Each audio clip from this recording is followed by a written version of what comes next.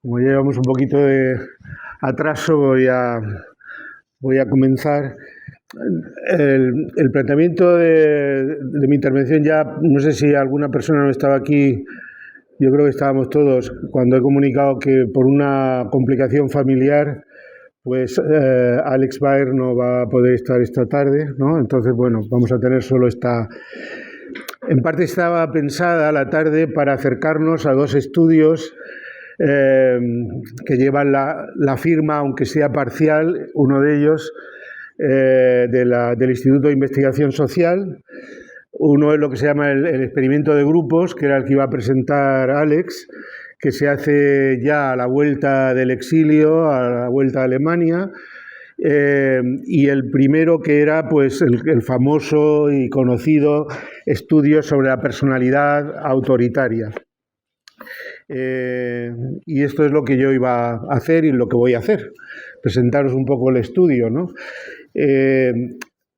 Digamos, es ya en cierto modo una anomalía, pues podríamos decir presentar un estudio de investigación social empírica después de transcurridos 70 años de su publicación y 77 de la base empírica que se empieza en el 46 a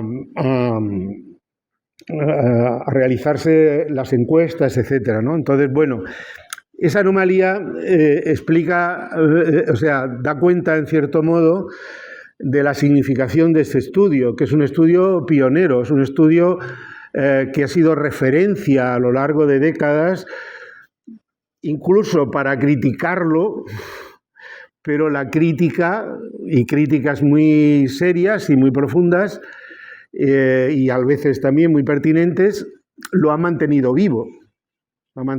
Pero es muy importante tener en cuenta esa situación, es decir, es un estudio de investigación social empírica que se realiza en la segunda mitad de los años 40. Bueno, por si alguien luego quiere echarle una ojeada, aquí está la publicación que estaba aquí en la biblioteca, no lo sabía, pero la publicación originaria del estudio del año 50, que son pues unas 900 páginas, tiene el estudio y forma parte de una serie de investigaciones financiadas y apoyadas por el Comité Judío Norteamericano. Empiezan haciendo, el Instituto de Investigación Social, empiezan haciendo investigaciones sobre el antisemitismo en los Estados Unidos. Esto supone un cierto arrojo, porque es el país que los acoge, el país que los recibe, el país que les da cobijo, y lo que van a investigar es, si ese país tiene, digamos, involucrado como estaba en una guerra contra Alemania, si es en ese país hay potenciales, no solo por lo que respecta al antisemitismo, sino también al fascismo, ¿no? Entonces esa doble mirada está ahí. Está, por un lado, la mirada hacia buscar explicación y razones a la participación activa de los alemanes en el nacionalsocialismo y en la política de destrucción y exterminio, es decir, cómo se explica eso. Y también la pregunta si la democracia estadounidense evolucionaría quizá hacia una sociedad también autocrática, incluso fascista, ¿no? Hay que decir que junto a estos estudios financiados por el Comité Judío Norteamericano, precede un estudio financiado por el Comité Obrero Judío norteamericano sobre el antisemitismo en la clase trabajadora estadounidense. Y el resultado les espanta, porque el resultado es que un 20% de la población trabajadora norteamericana muestra una adhesión a proclamas de carácter antisemita. Ese estudio no se publica. Y no se publica porque, digamos, no se quería, digamos, fomentar, no se quería fomentar el problema mismo, ¿no?, a través de la publicación. En fin, esto lleva a eso. Entonces, el estudio sobre la personalidad autoritaria forma parte de una serie de estudios que luego se publican con el título de Estudios sobre el prejuicio, y que incluyen no solo la personalidad autoritaria, sino otra publicación, Dinámica del prejuicio, un estudio psicológico y sociológico de los veteranos de guerra, que lo firmaba Bettelheim y Janowitz. Otro sobre antisemitismo y trastorno emocional, una interpretación psicoanalítica de Nathan Ackerman y Mari Yahoda. Un ensayo de Paul Massing, que, digamos, es más historiográfico, un ensayo sobre la destrucción, se titula, es el volumen 4, y es un relato histórico del antisemitismo en Alemania. Y también está el volumen de los falsos profetas, que firma Leo Leventhal y Norbert Gutermann. Son 5 estudios, ¿no? Cuando uno ve esto, se da cuenta de que esto tiene una entidad y una relevancia incuestionable en este momento histórico, ¿no? La personalidad autoritaria, el estudio de la personalidad autoritaria, hay una versión en alemán en la que se traducen, publicada por Surkamp, en la que se traducen aquellos capítulos que firma en solitario Adorno o que llevan la firma de Adorno. El estudio completo no se ha llegado a traducir. Se ha vuelto a publicar ahora recientemente una nueva edición en inglés, pero el estudio completo no se llegó a traducir al alemán ni se dio a conocer en Alemania, ¿no?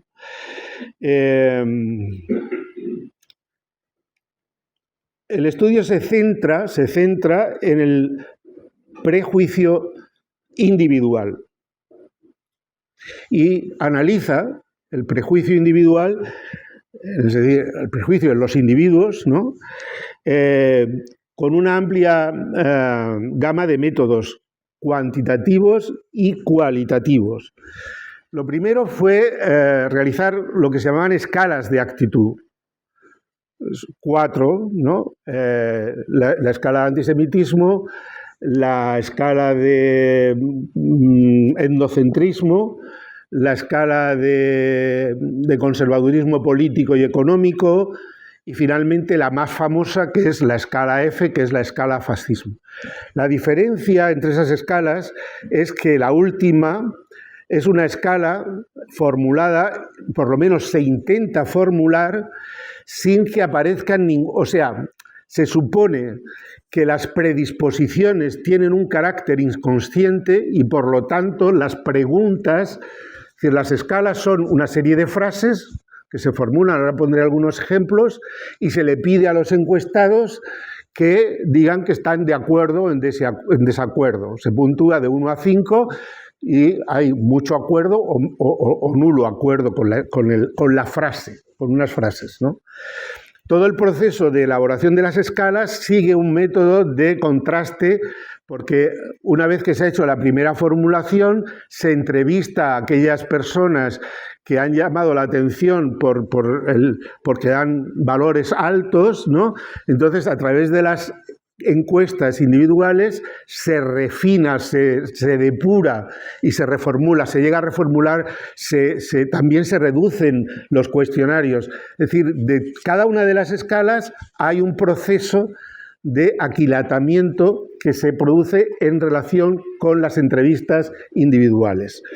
Junto a las escalas hay entrevistas clínicas protocolizadas, hay entrevistas proyectivas y ahí se le pasa también a alguno de esas, son 2.000 personas las que pasan el estudio y, digamos, dependiendo de que sean o que tengan un nivel alto o un nivel bajo de respuesta en las escalas, se eligen a una muestra que pasa por las entrevistas cualitativas y algunas de ellas también se les pasa el famoso test TAT, el test de apercepción temática. El resultado aparece en una serie de capítulos, 23 en total, incluyendo la introducción y las conclusiones. Y entonces, bueno, los títulos, para que os suenen un poco: medida de tendencias ideológicas, personalidad a través de las entrevistas clínicas, personalidad a través del material proyectivo, estudios cualitativos sobre ideología, individuos y grupos especiales. Es decir, se va... Mucha de esa, quiero decir, mucho de lo que se publica son, digamos, extractos de las entrevistas con las valoraciones que se hacen al hilo. Es decir, se construye un relato interpretativo y se le da soporte a ese relato interpretativo por medio de, digamos, de extractos que se van presentando, ¿no?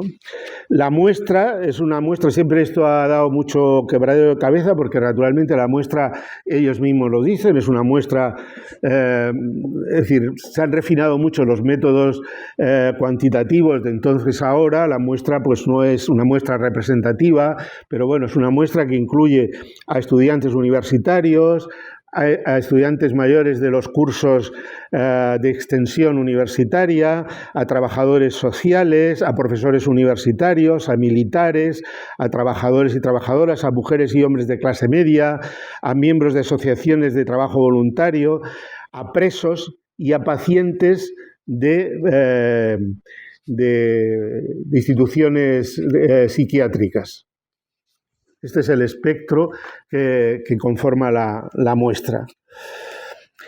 Se ha discutido mucho de qué partes pertenecen, digamos, a quién, ¿no?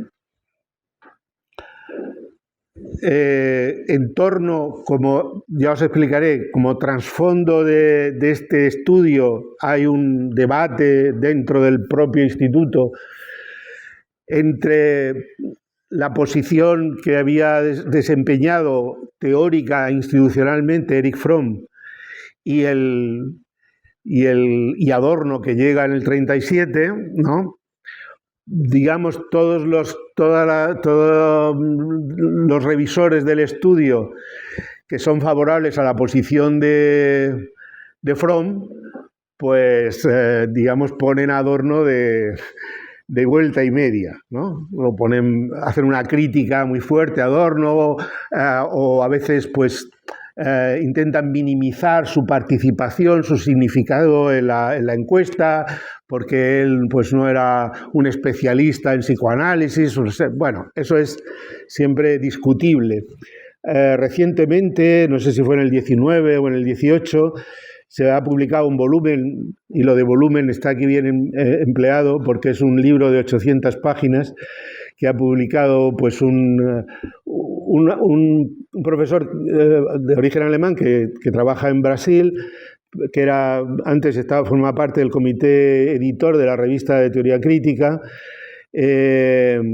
Wolfgang Bock, que se llama Psicoanálisis dialéctico o psicología dialéctica. Y él hace una reconstrucción bastante exhaustiva de toda esta polémica, de todo lo que había detrás. Es muy importante tener en cuenta que al mismo tiempo que se estaba produciendo un éxodo de psicoanalistas europeos, muchos de ellos, y sobre todo los que eran de la izquierda freudiana, por ser judíos, que tienen que huir a Estados Unidos, que se está produciendo una cooptación de los antiguos institutos psicoanalíticos en Alemania, por ejemplo el de Berlín, después de la subida al poder del nacionalsocialismo, digamos, apoyados en Alfred Adler, apoyados en Jung, apoyados en otra serie de... Y, digamos, hay una consigna, podríamos decir, de limpiar el psicoanálisis de judaísmo por parte de la autoridad.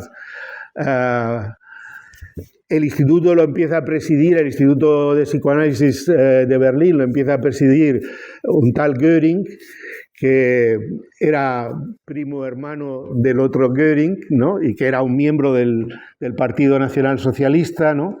Al final ese instituto se reconoce a través del Instituto Göring, y digamos que la posición de los revisionistas es un poco, digamos, ambigua, al menos Horney, que es, digamos, primero amante de Fromm y luego sería su esposa, pero que en este momento llevan una vida en común, ¿no? Horney va a Berlín. En ese instituto que lleva esa política da una conferencia sobre que Freud está superado. Naturalmente hay una reacción por parte de otros psicoanalistas, por ejemplo Landauer, que era el psicoanalista el que hacía el análisis de Max Horkheimer, porque Max Horkheimer sí se somete a un análisis, y era, quiero decir, hay una posición de decir, atacar a Freud, más allá de los debates teóricos, tiene un trasfondo político. Cuestionar a Freud tiene un trasfondo político, ¿no? Y por eso esto hay que tenerlo en cuenta en los debates que también se producen dentro del Instituto de Investigación Social, que terminan con la salida de Fromm, con una cláusula de rescisión de contrato, porque Erich Fromm era vicepresidente, o sea, era vicedirector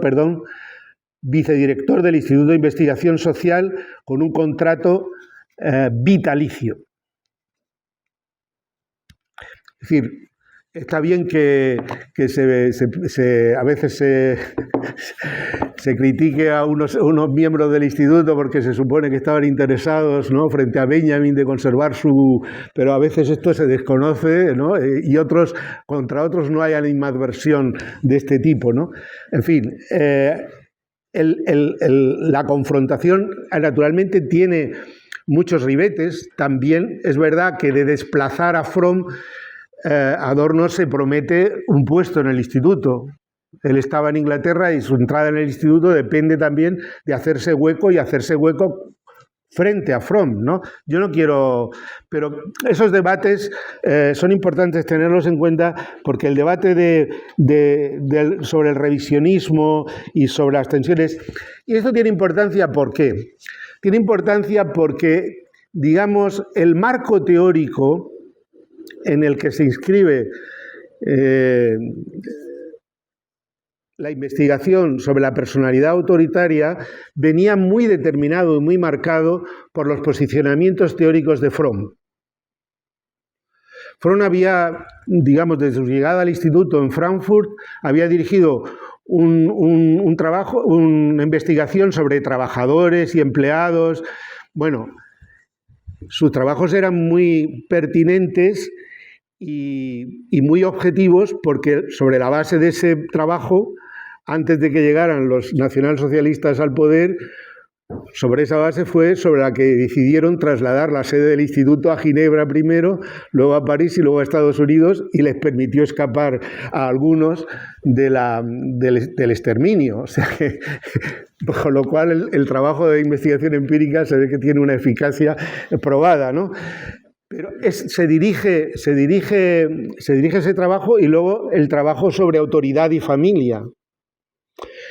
Claro, el trabajo sobre el esquema ya se ha presentado un poco aquí, pero el esquema muy fundamental es que la evolución del capitalismo, de un capitalismo liberal a un capitalismo monopolista, ha fragilizado la posición económica, no la posición simbólica y socializadora del padre, pero la posición económica, lo que produce entre esas dos, se abre una brecha entre el poder efectivo del padre como responsable de la reproducción económica de la familia y su posición interna a la familia. Y eso degenera en una forma, por así decirlo, autoritaria, sin soporte objetivo, lo que hace que la autoridad sea una autoridad desmedida, ¿no? Eso, digamos, tiene una forma de condicionar el complejo edípico. La identificación con el padre resulta fallida, por así decirlo, y los individuos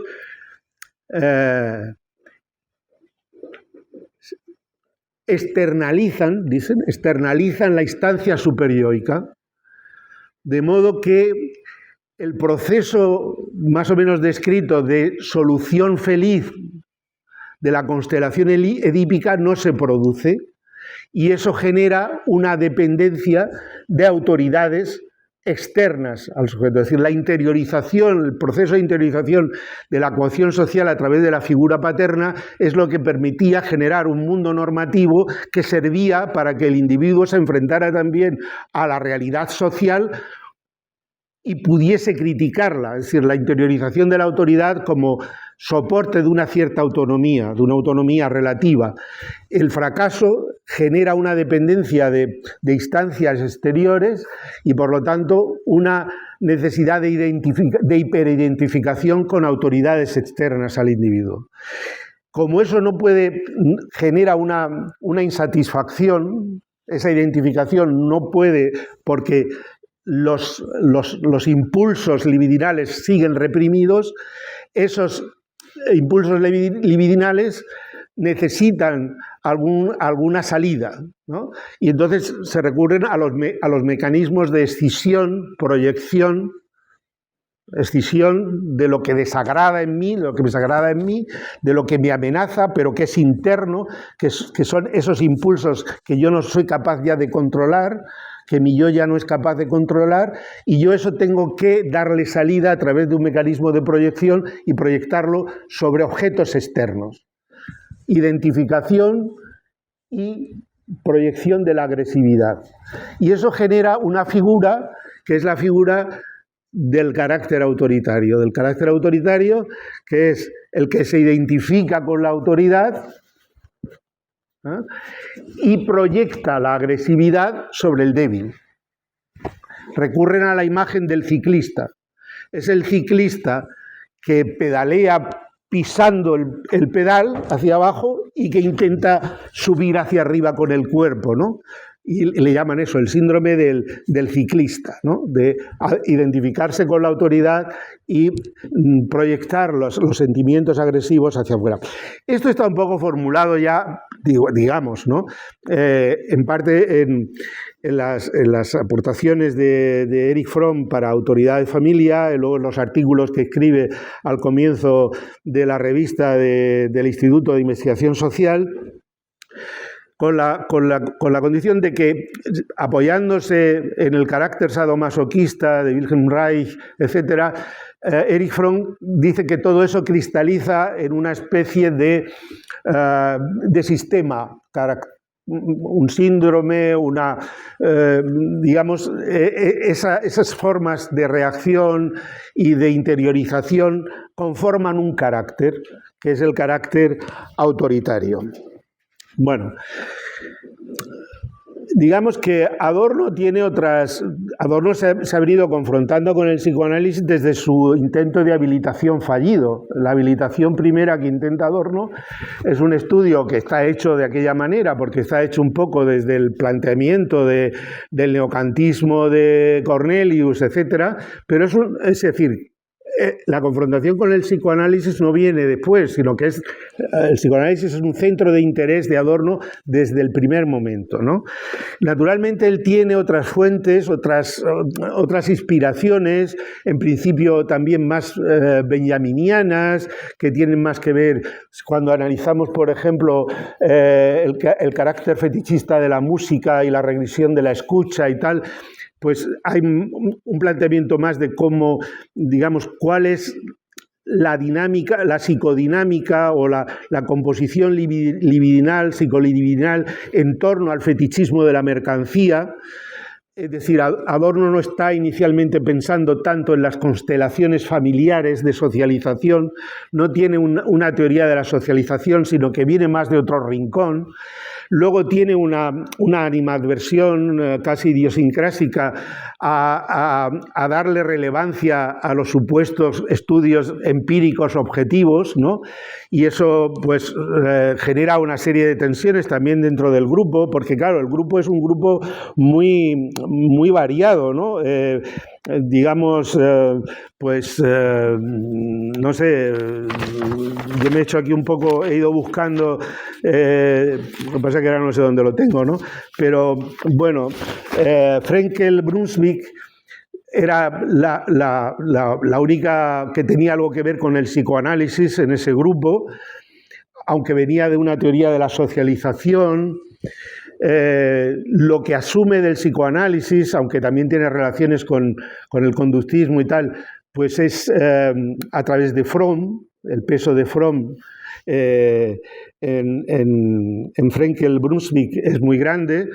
Luego, Levinson y Sanford pues son positivistas, casi behavioristas, es decir, no tienen ninguna relación, por supuesto, ni el más mínimo interés en la teoría social. La teoría social es algo que metafísica, ¿no? Son sociólogos positivistas que hacen encuestas de opinión, que están buscando sobre todo escalas con la pretensión de que esas escalas, una vez que tú las puedas, las tengas disponibles, poderle pasar la encuesta a alguien y decir, tú eres autoritario, tú no, tú eres democrático, tú eres autoritario. Es una cosa que a Adorno le produce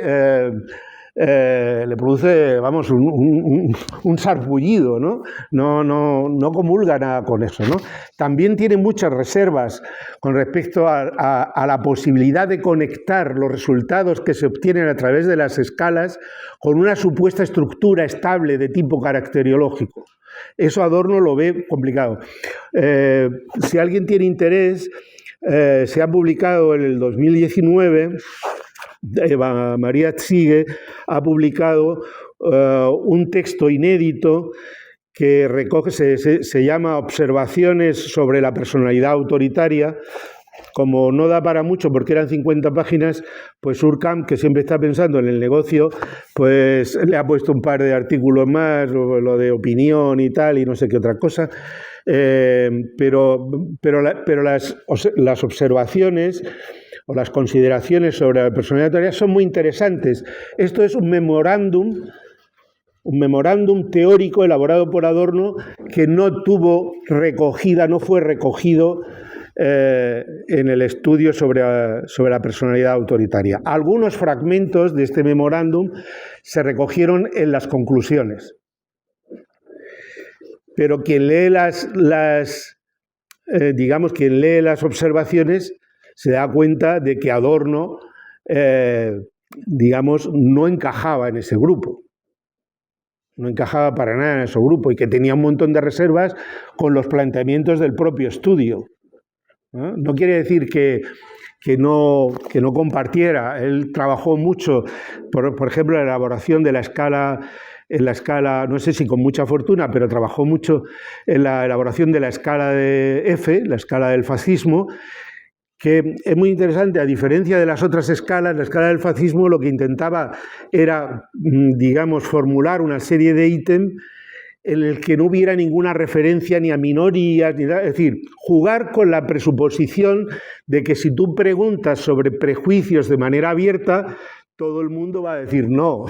Quiero decir, lo normal, ¿no? ¿Es usted un desgraciado? No le puedes preguntar a una persona directamente, sino la pregunta indirecta, los interrogatorios indirectos, pero llevado a la escala, ¿no? Y luego, pues, si se lee, por ejemplo, el capítulo dedicado al prejuicio en el material de entrevistas, cualquiera que lea esto y lea los elementos de antisemitismo que se están redactando por el mismo tiempo, ¿no?, para la dialéctica de la Ilustración, se da cuenta de los paralelos. Es decir, ahí había, y naturalmente ahí... Y por otro lado, el tema es que los representantes de la teoría crítica se dan cuenta que están en un periodo de transición, a eso ha hecho referencia Jordi esta mañana, de que se disuelve un mundo se descompone un mundo, se descompone el mundo burgués, por así decirlo, y está naciendo algo nuevo. Por ejemplo, para Adorno, y eso se ve, por ejemplo, voy mezclando algunas cosas, pero creo que puede ser de interés. Si alguien ha leído los elementos de antisemitismo de la dialéctica de la Ilustración, sabe que se formulan seis tesis que se publican en la edición de 1944, que es una edición que es para uso privado, y en la edición de 1947, que es la que se publica ya en la editorial Querido, en Ámsterdam, se añade una tesis, la tesis 7. Y esa tesis empieza con una frase que es muy famosa, muy conocida, que dice: ya no hay antisemitas. Es 47, es decir, tenemos que pensar en la pervivencia de un antisemitismo, es irónico esta frase, ¿no? Pero tenemos que pensar en la pervivencia del antisemitismo sin antisemitas. En la sociedad de posguerra, ¿no? Y es muy interesante que en los escritos de Adorno encontramos una aproximación entre sus análisis de la industria cultural y el antisemitismo. Antisemitismo e industria cultural son medios de masas que funcionan en el sentido que se expresaba esta mañana, que decía Jordi, de un psicoanálisis invertido. Es decir, que explotan directamente los conflictos intrapsíquicos y lo hacen de manera directa, ¿no? Lo hacen de manera directa y lo hacen como medios de masas. No es que sea lo mismo el antisemitismo y la industria cultural, pero, por ejemplo, toda la tesis séptima de los elementos de antisemitismo está, centrada en lo que pudiéramos decir, lo que ellos llaman el pensamiento en ticket. El ticket es la papeleta electoral norteamericana, donde te llegan pues una serie de nombres que tú ni conoces ni tal. Bueno, tú has hecho referencia, no hace falta repetirlo, ¿no? Pero que es una forma de estereotipada, de, por así decirlo, de sofocar la capacidad de experiencia antes de que se pueda constituir. Y la capacidad de experiencia tiene que ver con la capacidad de apertura a la realidad externa, es decir, de lo que ellos llaman, lo abordaré mañana cuando hable de la significación de la proyección en el antisemitismo, pero que tiene que ver un poco con la capacidad de descubrir todo lo que el sujeto proyecta sobre la realidad y, por lo tanto, con una capacidad de autorreflexión. No hay experiencia sin autorreflexión, ¿no? Que esto sería algo muy contrapuesto a las posiciones o sea, no se renuncia a la autorreflexión como fuente de experiencia, mientras que, por ejemplo, Benjamin dice ya eso es pasado, ya no tenemos ese recurso, ¿no? Pero bueno, esa comparación entre la industria cultural y el antisemitismo demuestra que Adorno va por unos caminos que no son los caminos trillados, ¿no? Aunque siguen usando esta terminología, el complejo edípico y todo eso, pero, digamos, sus intereses van por otro lado. Tiene un peso muy enorme la recepción del psicoanálisis a través de Walter Benjamin, la relación entre los productos culturales y el fetichismo de la mercancía, la ocupación libidinal de los productos culturales y cómo eso se convierte en un mecanismo de subjetivación. Bueno, en fin, que hay otros enfoques. Vuelvo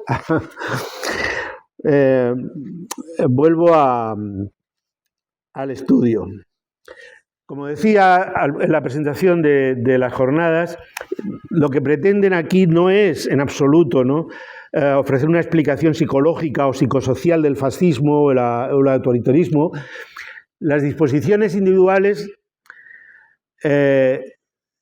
lo que intentan dar cuenta es de por qué los sujetos se vuelven vulnerables a los discursos y a los movimientos autoritarios. Quieren explicar su receptividad.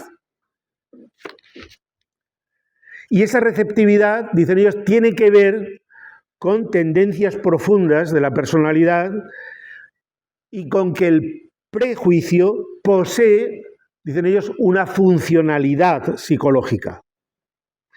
Y, digamos, comprenderlo es fundamental para poder comprender esa funcionalidad, es fundamental para poder combatirla. Es muy interesante leer en paralelo con el estudio de la personalidad autoritaria lo que se decía, los análisis que tiene Adorno.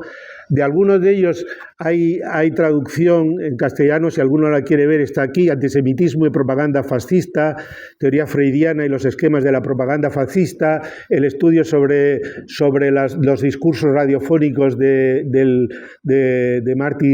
Thomas Luther,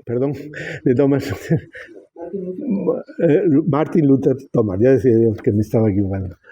Bueno, los estudios que se hacen de los discursos son muy interesantes porque es la otra parte, es decir, cuáles son los mecanismos de manipulación de los conflictos psicodibidinales, ¿no?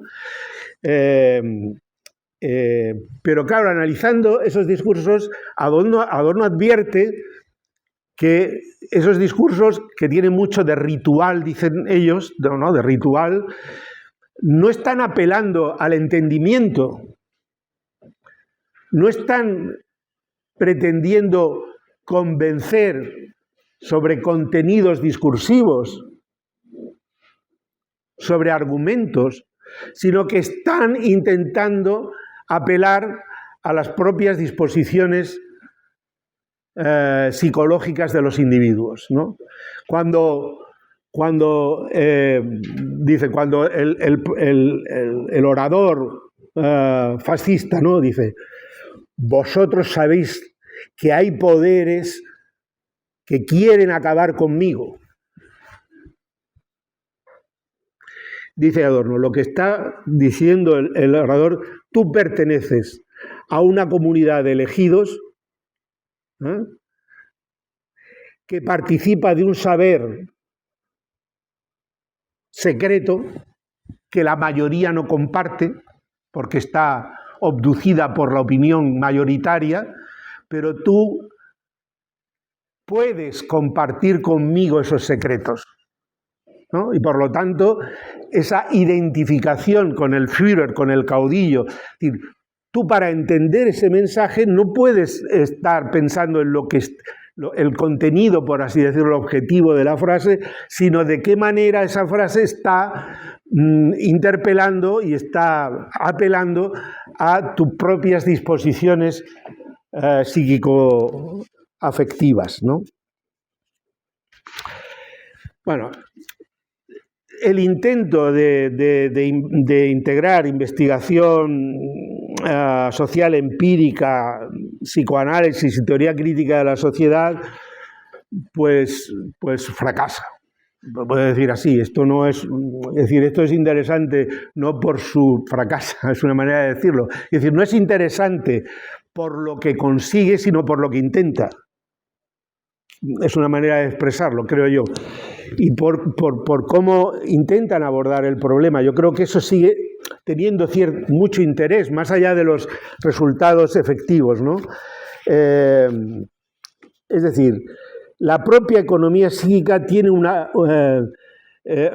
propia ideología tiene una función en la economía psíquica.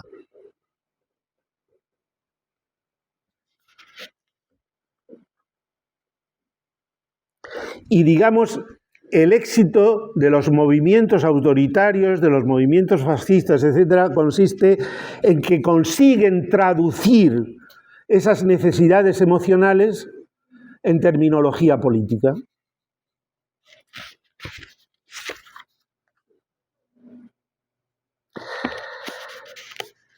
¿Qué es lo que intentan desentrañar?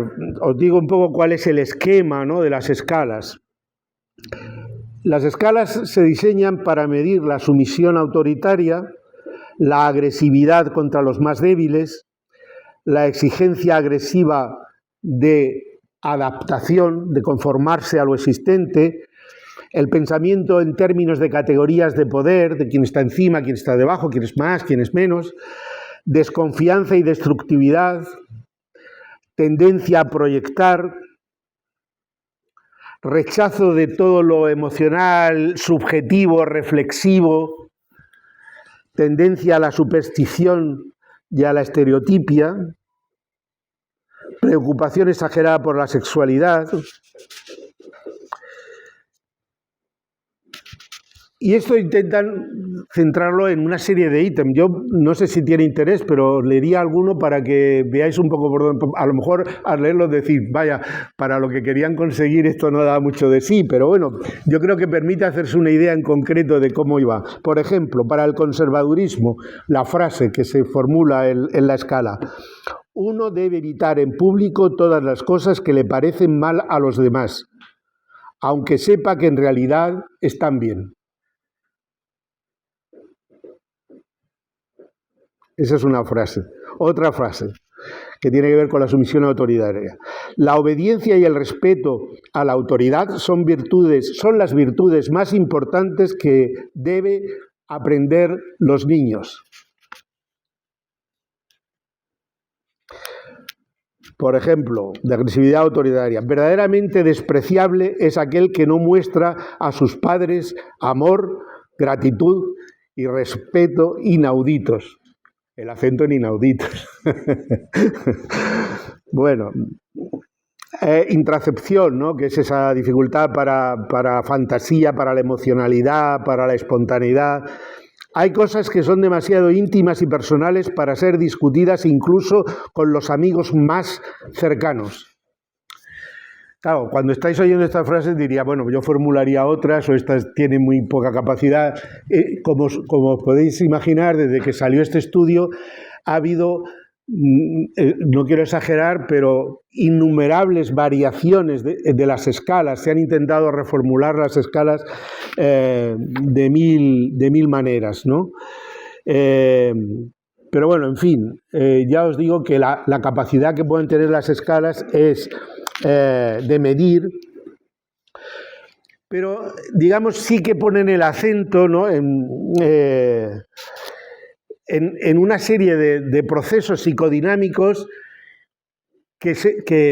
cuyo análisis es enormemente relevante para comprender la predisposición, la disposición a, digamos, los mensajes, los prejuicios y las ofertas políticas autoritarias, ¿no?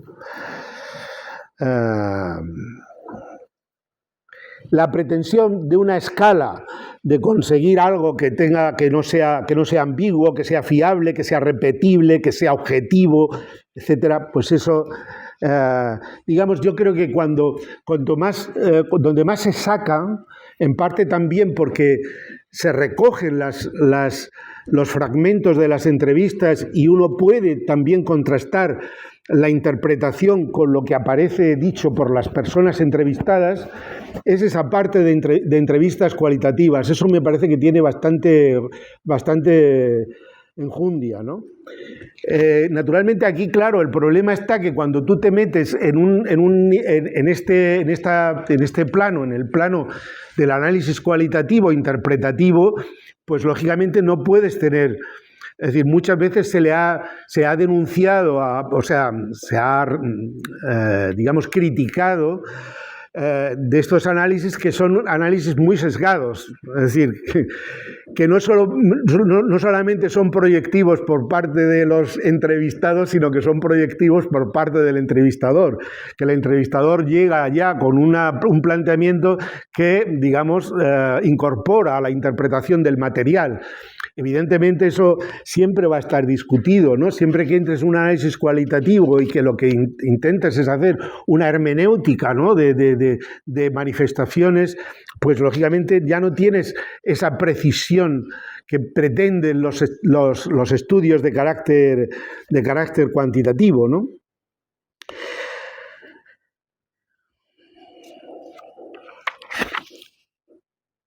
En todo caso, la tesis fundamental, que es el anclaje de las ideologías en la economía psíquico-libidinal, me parece que sigue siendo...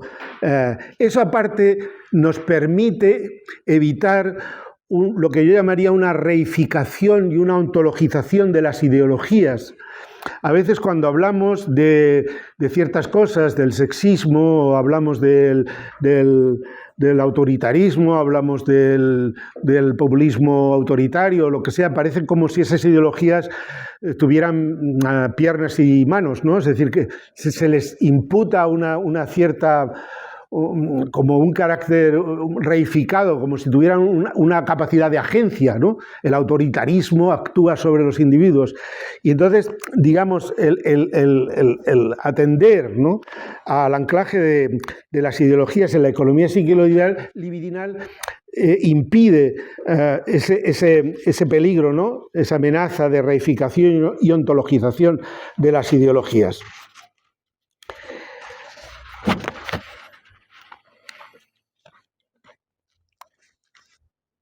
Es evidente que en el planteamiento de la teoría crítica y de Adorno,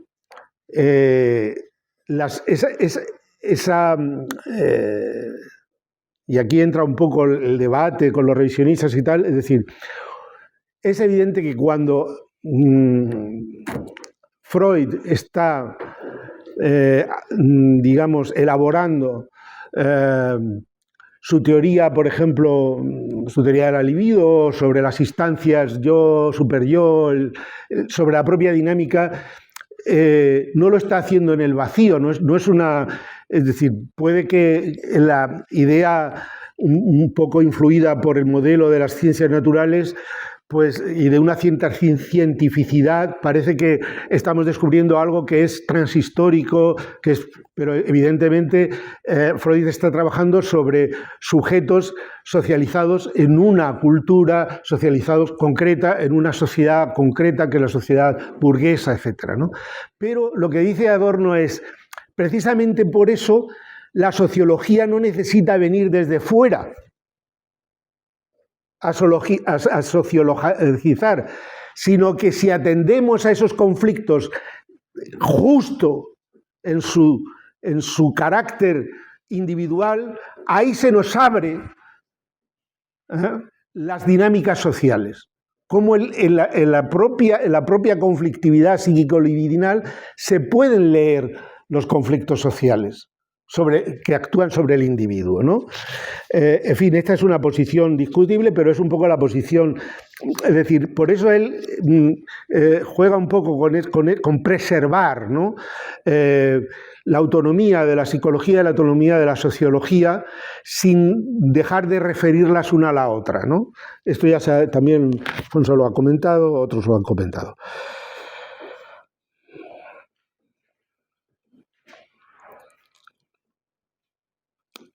La formulación, entonces, de la ideología política racionaliza, eleva a deber nacional los sentimientos inaceptables de envidia, de vergüenza, de humillación, de odio.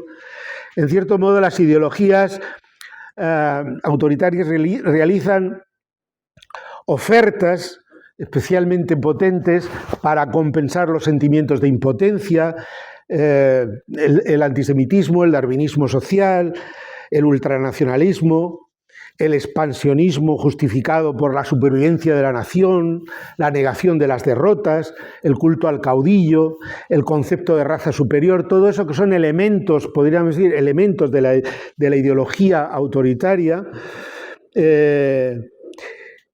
lo que hace es convertir las experiencias de humillación, de desvalorización, de vergüenza, en un opuesto triunfante.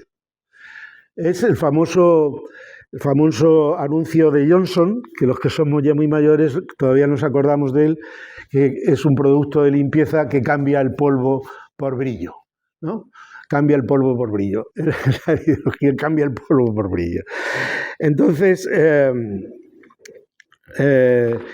lo que es interesante es que a partir del análisis del antisemitismo, ellos descubren que esa operativa actúa en el resto de prejuicios. Es decir, en los estudios de la personalidad autoritaria empiezan con la escala del antisemitismo. Y entonces ven que el antisemita es también conservador en términos económicos y en términos políticos, que es nacionalista, que está. Entonces empiezan a ver que hay una covarianza, hay una, digamos, una confluencia entre prejuicios que permite, lo que se señalaba esta mañana, de que hay una mecánica, ¿no? una motórica psíquico-libidinal compartida entre los diferentes, una cierta independencia del objeto. Eso no quiere decir, una cierta independencia del objeto no quiere decir que los objetos sean intercambiables. Sobre esto mañana quiero comentar alguna cosa, ¿no? Es decir, la función psicológica del racismo y del antisemitismo no son asimilables. No son asimilables. Y, digamos, están al servicio de lógicas sociales distintas, diferentes. Pero eso no quiere decir que la motórica psíquico-afectiva que está a la base no sea compartida.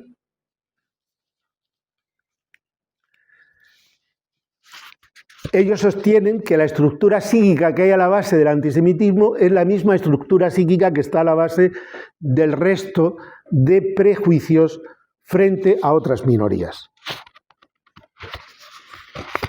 Y esto tiene que ver con eso que hemos llamado la funcionalidad del prejuicio, la funcionalidad psíquica del prejuicio.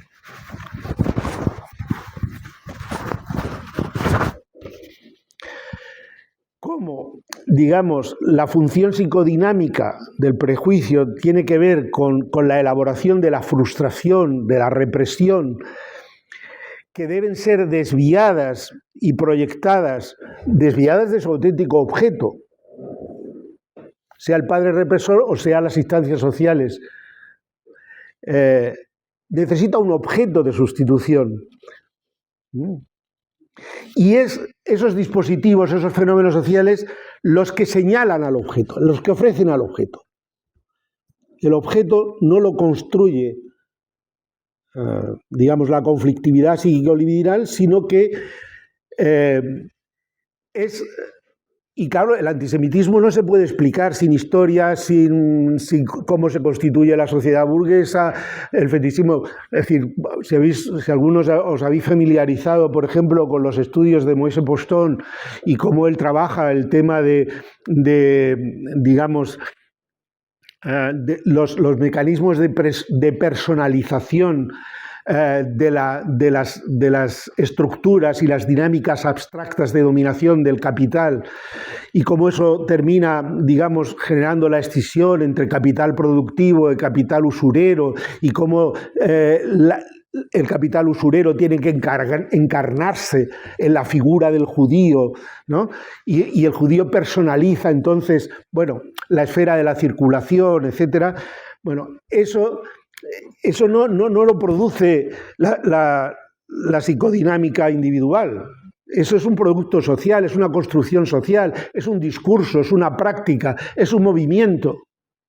Y para eso hace falta historia, para eso hace falta teoría social, para eso hace falta otros elementos, ¿no? Lo que estamos intentando explicar es qué elementos de la psicodinámica individual hacen vulnerables a los individuos para la receptividad de esos discursos y de esas movilizaciones políticas. Por ejemplo, cuando dice los objetos deben de cumplir ciertas funciones, deben tener determinadas características para poder cumplir esas funciones psíquicas. Adorno dice en la página 73 de este estudio, dice, debe ser estar suficientemente a la mano, pero al mismo tiempo no demasiado, para que su propia realidad no anule el prejuicio. Debe tener una base histórica y aparecer como un elemento indiscutible de la tradición.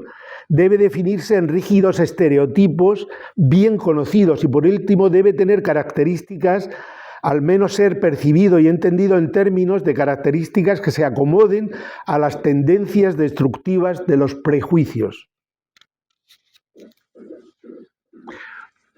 Es decir, los objetos deben cumplir determinadas características para ser apropiados como pantalla de proyección o como,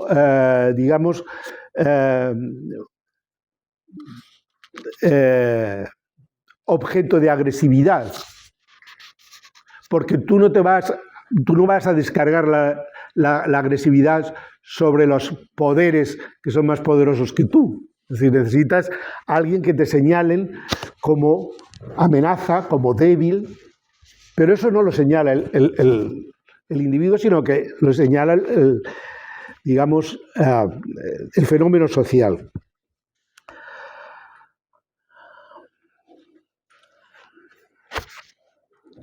Hay unas similitudes estructurales que permiten entender la atracción de los discursos antisemitas, racistas, ultranacionalistas y autoritarios.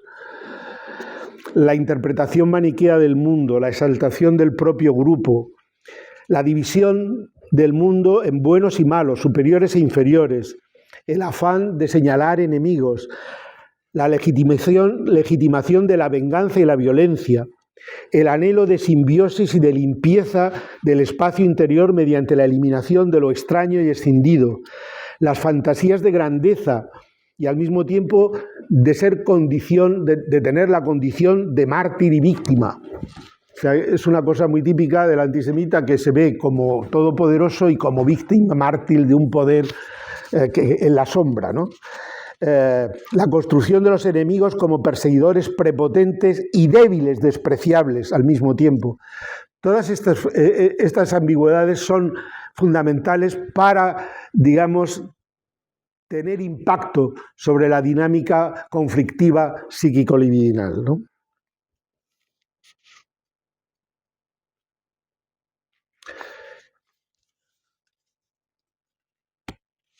Entonces, para ir concluyendo, porque me parece que tengo aquí demasiado no sé por dónde voy de tiempo, si ya son... Bueno, entonces, simplemente decir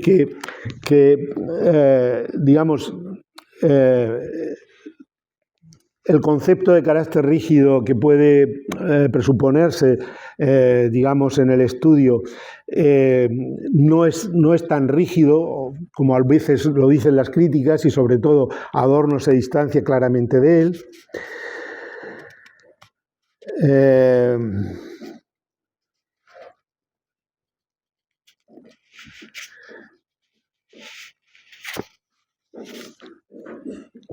Tampoco, y esto es muy importante, el tener puntuaciones altas o bajas es ninguna garantía de que no haya vulnerabilidad. Tener puntuaciones altas o bajas en las escalas no es ninguna garantía de no ser vulnerable a los discursos antisemitas. Por ejemplo, Adorno analiza en entrevistas una serie de personas que tienen puntuaciones bajas en términos de prejuicios contra minorías, ¿no? Y entonces él llega a constatar que algunas veces esa baja escala, un rechazo rápido y contundente de cualquier prejuicio contra minorías, responde a una aceptación acrítica y sumisa de las consideraciones del grupo, porque esa persona pertenece a un colectivo, ¿no?, que, es antisemita o es antinacionalista o es antinacionalista. Entonces, la forma de rechazo de los prejuicios es estereotipada, es rígida, es sumisa, y por lo tanto, el hecho de que tú obtengas una escala baja en unos ítems que son en torno a prejuicios no significa que tú no tengas una latencia, una vulnerabilidad, una predisposición que en determinadas circunstancias, lo digo porque a veces, digamos, una de las cosas que había que explicar inicialmente en los años 30 es por qué miembros de las clases trabajadoras que supuestamente pertenecían a partidos de izquierdas terminan, digamos, asumiendo y aceptando la ideología o el prejuicio antisemita. Finalmente, ¿no? Entonces tienes que ver, ir un poco más allá de lo que pudiéramos llamarlo esquemático, etcétera. Bueno, en fin, supongo que habría más cosas que decir del estudio, pero espero haberos acercado algo al mismo a través de esta exposición. Aquí lo dejo.